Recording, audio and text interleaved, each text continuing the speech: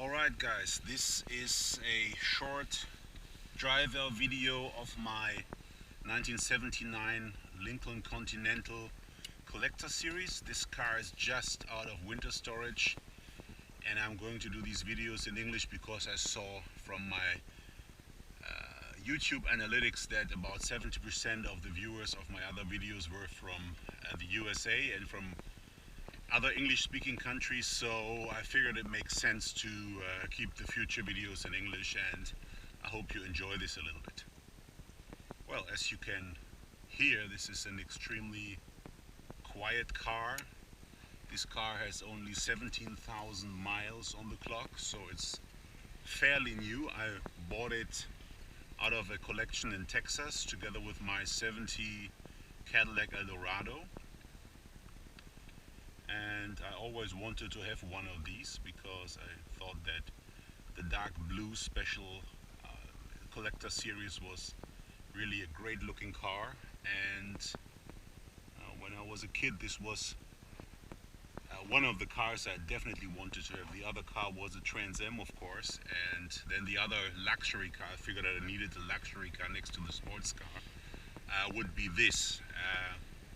At the time, the most expensive car out of American production. I think they cost something like $21,500, while a normally spec'd Mark V, which was already an expensive luxury car, was something like $13,000. So almost twice the price. And well, that makes them very rare. With these blue ones, I think there were only 3,200 or so built, and I think there was also a white edition. I think it also had blue seats. I think there were even less of those, but I must say, for me, the collector's edition is always the blue one. They also did this on the town car, and the idea was that in '79 it was the last year of the really big Lincolns, and they wanted to commemorate that with this collector series. And I think the idea was that people would just, snatch these cars up and collect them. And at least with this car, I think that's what happened. If we look inside of the car, we can see that it has a cloth velour seating arrangement. And most people would say, oh, why isn't it leather? But let me tell you guys, in 1979, velour was more expensive than leather, and leather was actually a $500 deduction, so you got money back if you took the leather. This was the more expensive option. Everything is covered with this very nice stuff. Then we have the leather here and the leather here.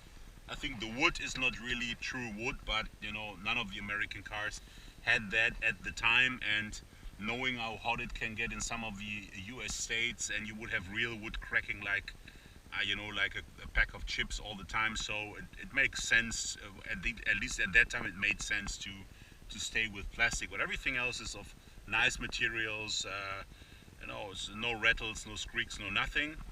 At the time they also had some high technology there, so you could press this and you could see how many miles you would have before the tank is empty. There's a Quadro, an 8-track 4-speaker sound system built in here, which has quite a nice sound, and it's still working. I can put this on. As you can hear, it plays some nice Willie Nelson, but I would say that let's keep that out. So air condition is working. Basically everything's working. Maybe when I went around the car, you saw the double stripe tires. They were especially made by the guy that owned the car before me, because he wanted to replicate the double stripe tires that were available on this car when they were new. Of course, you can't buy them now, so he had a set made. This is how crazy and meticulous this guy was. I think overall it's in pretty good condition. As you can see, it has 17,427 miles. Is it perfect? No, it's not perfect. I would say that no old car that is unmolested or unrestored is really perfect, because compared to today's standards, they weren't even perfect from the factory. There were all these little flaws. If you look at the gaps and small details, even on Cadillacs, I mean, based on what we are used to today, they were poorly built. On the other end, you know, they had a very high quality when it comes to durability, because they were overbuilt, they were body on frame cars, big axles, big engines that, you know, didn't see very high RPM, so these things would run forever. And well, this car is, I would say, almost as good as new, but it has a few little yeah, paint chips here and there, and I think that, you know, it adds to the character of the car, and it wouldn't make sense to, you know, repaint it or something like that, because they're only original ones. And, you know, I would say it has the patina that you would expect from a car that's maybe 2 years old, has been driven, but it's minor. It's tolerable. I mean, if you're an absolute perfectionist, I mean, buy a new Audi and never drive it, and then you can be happy. But with these older cars, I think that's just not happening. And oh, what I like about this is that it's really, really quiet. It's the handling, of course, is, you know, it's like an aircraft carrier. That's uh, nothing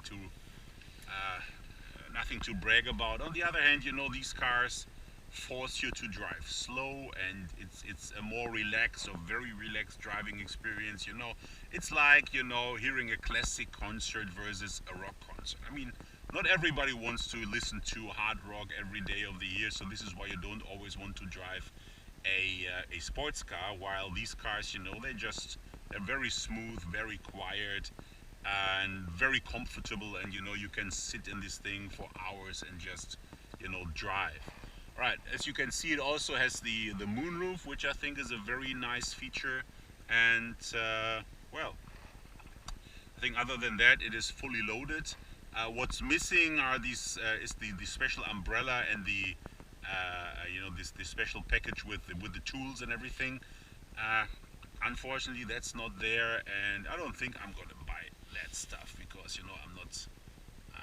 I don't want to be overly crazy with these cars. You know, it's good thing about these Mark Fives and also Mark Fours is that they build quite a lot of them in their days, and, you know, they also I think also a lot of them were kept, and you know, and so there's still a lot of these cars available today, so they are not completely crazy in price. On the other hand, if you drive this car, I think if you drove a 1979 Rolls-Royce or Mercedes or anything else, I think this would be superior in many respects. And this is why, you know, sometimes it's hard to understand why, you know, these cars are not more expensive. So you can still get a decent one for relatively little money, and I think it's a good nice car to start if you want to get into classic American cars, because it's, you know, it looks spectacular. I think with these hidden headlights and the Rolls-Royce grille, and the spare tire hump on the trunk lid, I think it's a spectacular design. I think it's very recognizable, and well, I'm sure that that these cars hold a lot of fun for people starting. I think this one especially, the Collectors series, of course, is more expensive because there are only 3,200 of them, and some people are starting to be willing to pay a pretty penny for these cars. I've seen some on the internet that sold for you know, 30,000-40,000. I think that's a lot of money, but I think it's very hard today to find a good one under 20, let's put it that way. So I believe that you know, if you want to get into these cars, now is the time. I wouldn't wait much longer, and especially if you want to get a nice collector's edition as the one that I have here. So engine, the car has the 400 compared to the 460 in the Mark IV. I also have a 76 Mark IV with a 460. How do these engines compare? A lot of people you know, are shy away from the Mark Vs because at least the 79s you couldn't get a 460, but I would say, you know, it's, in the end, it doesn't really matter, because first of all, the Mark Vs were lighter than the Mark IVs. They did a lot of things to lighten the car, so that means that even the smaller engine doesn't have to push that much. And on the other hand, I've also seen if these 400s, if they are set up right, if the timing is right, carburetor is right, they have enough torque to move these cars around. It's not a problem, because even also with my Mark 4, I would say that car has definitely more power. Look there. And there's another Mark 5. Very interesting, you know, especially here in Germany. You never see those cars, and then when you're out, you see two. I think it's a, isn't that a Bill Blass version or Calvin Klein version, something like that? I'm not 100% sure, but it sure looks nice. So, a lot of Mark 5s driving around right now. So, coming back to the engine, I think that, you know, the 400 is you know, it's not a Ferrari, don't get me wrong, but, you know, it moves this car without you having to bury it all the time, and, you know, it's just, you know, an adequate engine for a heavy car like this. The 460, of course, has more power, but do you really need it? I would say for the way this car is intended to be driven, you don't really need it, because, you know, it's just cruising, floating, relaxing. I mean, if it would be warmer, I would have the windows down and maybe the sunroof open and a cigar on, and just, you know, cruise around and, you know, let the good times roll, never catching a speed ticket. And the good thing about these cars is, you know, it's fun to drive them slow. You know, it's with a sports car, you always have to drive fast. With these cars, it's fun to drive slow. I mean, it's just gliding by, and it's a spectacular car. So, well, I think that more or less sums it up. So, I'm on the home stretch right now, another curve, so I'm not going to overdo it. I mean, it's not like you have to cross these curves with, you know, just 10 miles per hour or something like that, but, you know, I also wouldn't recommend driving this thing like a madman, because, I mean they do have good brakes, but only once or twice. If you drive it very fast on the autobahn and you hit the brakes several times from high speeds, they will start to fade. That's clear, because they were never intended to do this. If you drive it as intended, the brakes are very good, no problem. And, you know, steering, of course, is you know, is zero feeling, and, you know, you can turn it with one finger, but that's the, I mean that's part of the fun. I mean, it's just a totally effortless driving experience. I mean, it's yeah, it's like, you know, you can feel your heart rate going down, and it's really relaxing. You know, it's not. I think it's better than meditation in some cases, at least for me. This is why I always like these big land yards, because, you know, they you know, you can only drive them this way, and it yeah, after it, you know, when you come from my regular car is a Mustang, so it's a sporty car. I drive it quite fast, and, you know, with the Mustang is a bit nervous all the time. It always urges you to hit the gas and everything, and this car is quite the opposite. You know, it always says, oh, come on buddy, calm down, take it easy.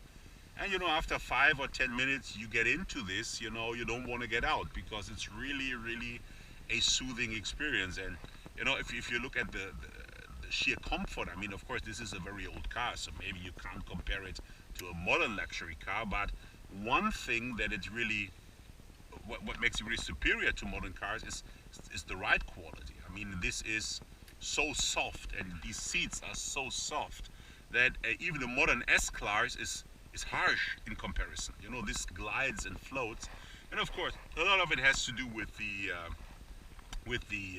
tires that we are using nowadays, because nowadays everybody has 20s, and of course with the 20-inch wheel you only have that much rubber, and, you know, it can't cushion the impacts. With the 15-inch wheel you have that much rubber, and that of course takes away a lot of the initial bump. Plus, of course, the suspension is set up much softer than you would normally expect from a modern car, because, you know, today people expect a luxury car to be luxurious, but also they want to be able to go, you know, 150 miles an hour on the autobahn with it. So they have to make a compromise. They have to, you know, bring the suspension up to that task. And in the days when this Lincoln was made, nobody was thinking about it. I mean, people were just driving them slowly, easily, and, you know, I think that's a purpose-built car, and this is why these cars are very special. This is why I like these Landjards. This is why, as you can see, I have